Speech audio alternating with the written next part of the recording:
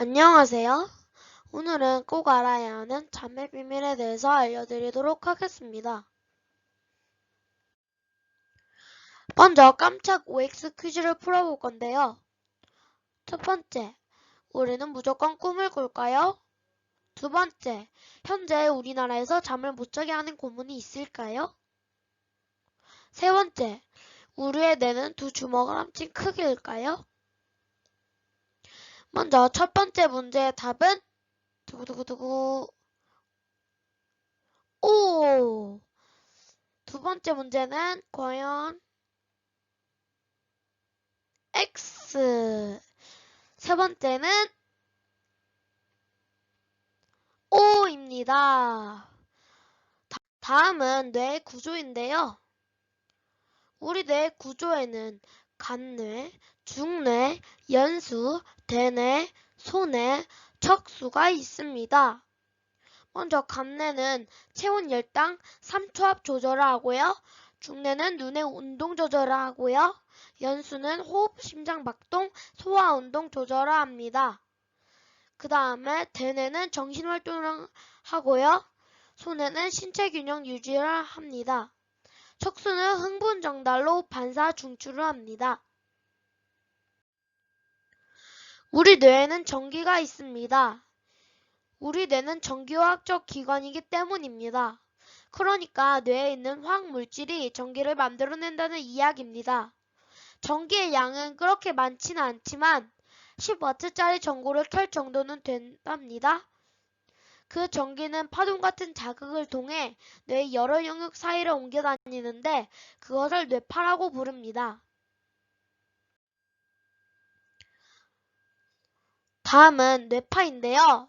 뇌파에는 5가지 종류가 있습니다. 감마, 베타, 알파, 세타, 델타가 있습니다. 감마파가 가장 우리의 정신적 활동이 큽니다. 베타파가 두 번째고요. 알파파가 세 번째고요. 그 다음에 마지막인 델타가 네 번째입니다. 감마파는 너무 높습니다. 그래서 2번만 나옵니다. 그 다음엔 잠이 드는 단계에 대해서 소개해드리려고 합니다. 1단계는 하품을 몇 차례 하고 나면 눈꺼풀이 무거워져 눈이 감기고 고개가 처집니다. 몸에서는 힘이 빠지고 정신이 몽롱해지면서 주변을 의식하지 못하게 됩니다. 여기서 몇 분 동안 눈을 감으면 1단계 수면, 즉 얕은 잠 단계에 들어갑니다.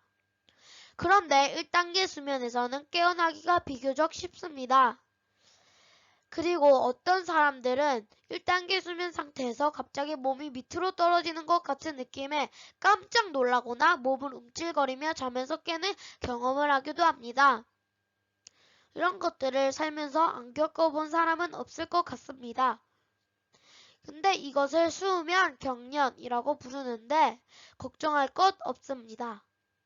2단계. 잠이 조금 더 깊이 든 단계입니다. 몸의 근육이 완전히 이완되고 체온이 약간 내려가며 뇌는 외부 세계와 단절됩니다. 2단계 수면 동안에는 뇌에서 수면 방출 현상도 생깁니다. 수면 방출은 뇌에서 정기적 활동이 급작스럽게 많이 일어나는 현상을 말합니다. 우리는 잠자는 동안 외부에서 들려오는 소음을 들을 수 없는데 의사들은 이것이 수면 방출 때문이라고 봅니다. 즉, 뇌가 소리를 처리하는 과정을 수면 방출가 방해한다는 것입니다. 2단계 수면은 약 15분 동안 지속되다가 3단계 수면으로 넘어갑니다. 3단계와 4단계. 뇌는 휴식 상태에 들어가며 최소한의 정보만 처리합니다. 마음은 고요하고 눈동자도 더는 움직이지 않으며 근육은 이완되고 심박동과 호흡은 느리고 규칙적입니다. 깊은 잠에 빠진 사람은 깨우기가 쉽지 않으며 깨어나더라도 움직임이 둔하고 어리버리한 모습을 보입니다. 깊은 잠은 우리 몸이 휴식을 취하면서 고장난 곳을 수리하는 과정이기 때문에 아주 중요합니다. 깊은 잠 수면 때 성장 호르몬을 분비해야 합니다. 성장 호르몬은 어린이의 경우 뼈와 근육의 발달을 촉진하고 어른의 경우에는 손상된 조직을 복구하는 일을 돕습니다. 마지막 단계인 5단계.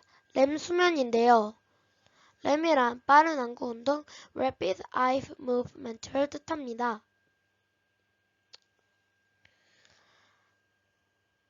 5단계 수면의 특징이 바로 빠른 안구 운동이기 때문입니다. 마치 닫혀있는 눈꺼풀 뒤쪽에 꿈이 영화처럼 비치고 눈은 그것을 보기라도 하듯 이리저리 아주 빠르게 움직입니다. 과학자들은 수면 단계들이 단기 기억을 장기 기억으로 바꾸는데 중요한 역할을 하는 것 같다고 이야기합니다. 렘 수면은 아주 흥미로운 수면 단계입니다. 잠을 자는 모든 단계에서 잠깐씩 꾸기도 하지만 가장 선명한 꿈은 렘 수면 단계에서 꾸는 것으로 보이기 때문입니다. 그리고 실제로 렘 수면 동안에는 안구가 바쁘게 움직이는 것을 볼 수 있는데 이때 몸에서 움직이는 부분은 안구뿐입니다. 잠에 대한 놀라운 팩트. 첫 번째, 몽유병 덕분에 살인 혐의에서 벗어난 사람. 1987년 캐나다에서 케네 스파크스라는 남자는 텔레비전을 보다가 잠이 들었습니다. 잠이 든 상태에서 그는 자동차를 몰고 나가 끔찍한 살인과 폭행을 저지르고는 곧장 경찰서로 가서 자수했습니다. 믿기지는 않지만 그는 이런 행동을 하는 내내 잠든 상태였습니다. 법원은 이 남자가 실제로 잠이 들어 있었다는 점과 자기가 하는 행동을 전혀 몰랐다는 점을 인정해 무죄를 선고했습니다. 두 번째, 미국 텍사스주의 무법자 존 웨슬리 하딘에 관한 악명 높은 이야기. 그도 그럴 것이 단지 코골이 때문에 사람을 죽였으니까. 하딘은 텍사스주의 에벨린의 한 호텔에서 투숙했는데 19세기에 이 호텔은 벽이 너무 얇아 옆방에서 자는 남자의 코골이 소리까지 들렸습니다. 코 고는 소리가 하도 심해 도저히 잠을 잘 수 없었던 하딘은 벌떡 일어나 벽에다 권총을 쏘았고 옆 방에서 자던 남자는 총에 맞아 죽고 말했습니다. 나중에 하딘은 단지 코 고는 소리를 조용하게 하려던 것뿐이었다고 말했습니다. 3번 에이브레함 링컨 암살 사건. 내 주변에는 죽음과 같은 정적이 돌감돌고 있었다. 많은 사람들이 애써 흐느끼는데 울먹이는데 내 앞에는 연구차가 서 있었고 그 위에는 수에 쌓인 시체가 놓여 있었다. 백악관에서 누가 죽었나요? 내가 경비를 서고 있는 한 군인에게 물어보았더니 대통령께서 돌아가셨어요. 암살범의 손에요. 라고 대답했다. 그로부터 사흘 뒤 링컨 대통령은 존 윌크스 부스에게 암살당했다. 우리의 좋은 수면 습관들. 첫 번째, 잠자리에 들기 전에 약 30분 동안은 몸과 마음을 편안하게 합니다. 두 번째, 우유를 한 잔 마시는 것도 좋습니다. 그러나 콜라나 카페인이 들어간 음료는 삼가는 게 좋습니다. 사실 잠자리에 들기 전에는 어떤 것이든 많이 마시지 않는 게 가장 좋습니다. 자다가 오줌이 마려 일어나고 싶지 않다면 말입니다. 세 번째, 운동을 하는 것도 좋습니다. 그러나 운동은 저녁에 하고 잠자리에 들기 직전에는 하지 않는 게 좋습니다. 네 번째, 따뜻한 물에 목욕을 하는 것도 좋습니다. 다섯 번째, 어둡고 시원한 방에서 자는 게 좋습니다.